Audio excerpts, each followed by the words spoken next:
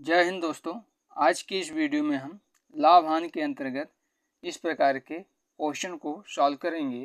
Question है, एक व्यापारी अपने वस्तु को क्रय मूल्य पर बेचने का दावा करता है, किंतु वह 750 ग्राम के स्थान पे 600 ग्राम ही तौलता है। व्यापारी का लाभ प्रतिशत कितना है?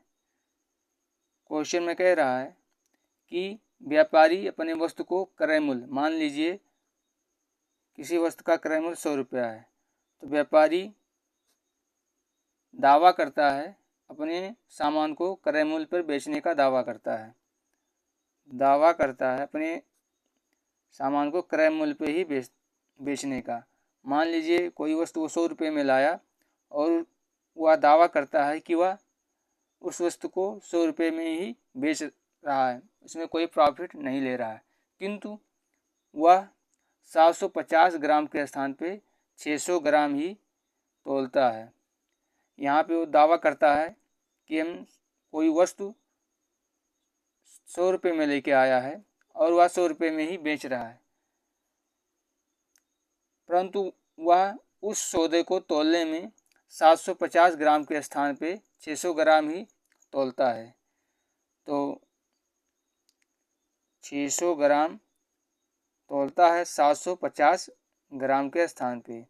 परसेंटेज में बदलने के लिए हम यहाँ पे 100 से गुणा कर देंगे, ये 0 से 0 कट जाएगा और 15 से 75 कटेंगे तो हो जाएगा 15 25 75, 15 चौके 60 और 5 का गुणा हम 5 से 100 को काटेंगे तो हो जाएगा 20 और जब 4 का गुणा हम 20 में करेंगे तो हो जाएगा 80। अब व्यापारी जो है अपने वस्तु को क्रय मूल्य पर बेचने का दावा करता है, किंतु वास्तविकता उस व्यापारी की यह रहती है, वास्तविकता जो वस्तु वो अपने क्रय मूल्य पर बेचने का दावा करता है उस वस्तु का क्रय मूल्य कितना है? 80 रुपया। व्यापारी अपने वस्तु को क्रय मूल्य पर बेचने का दावा करता है, किंतु उस वस्तु का क्रय मूल्य कितना है? 80 रुपया। इससे व्यापारी को कितने रुपए का लाभ हुआ?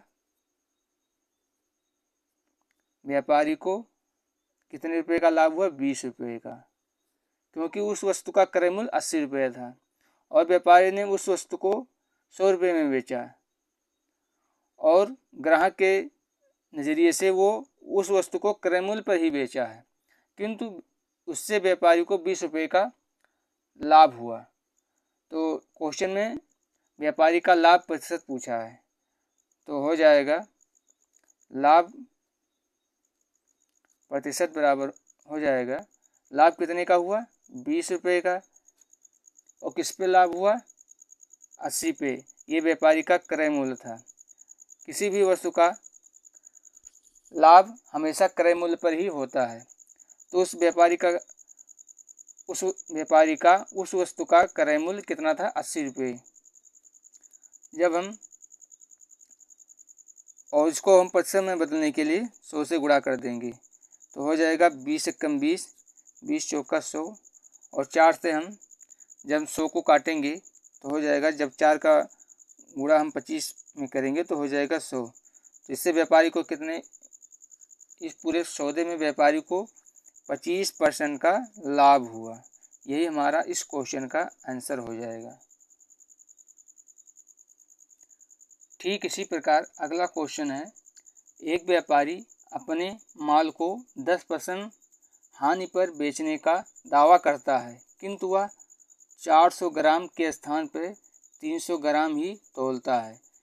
यहाँ पे मान लीजिए व्यापारी किसी वस्तु को लाया, उसका क्रय मूल्य 100 रुपया है। यहाँ पे वो दावा करता है अपने सामान को 10% हानि। मान लीजिए जब वह व्यापारी किसी वस्तु को 100 रुपये में लाया तो जब उसमें 10% हानि पर बेचने का दावा करता है, अर्थात व्यापारी उस वस्तु को 90 रुपये में बेचता है, किंतु वह 400 ग्राम के स्थान पे 320 ग्राम ही तौलता है। 320 ग्राम तौलता है, 400 ग्राम के स्थान पे प्रतिशत के लिए यहाँ पे 100 से गुणा करा देंगे तो 0 से 0 कट जाएगा जब हम 4 से 32 को काटेंगे तो 8 बार जाएगा ये 0, यहाँ पे हो जाएगा 80, जो कि उस वस्तु का क्रय मूल्य कितना था 80।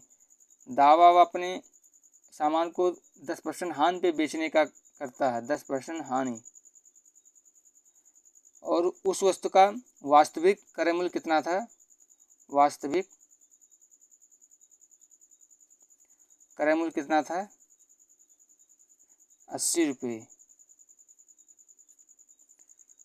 इससे व्यापारी को कितने रुपए का लाभ हुआ इस पूरे सौदे में, 80 उस व्यापारी का क्रय मूल्य था और 10% हानि में भी बेचा 90 रुपये में, फिर भी व्यापारी को कितने रुपए का लाभ हुआ 10 रुपये का लाभ हुआ।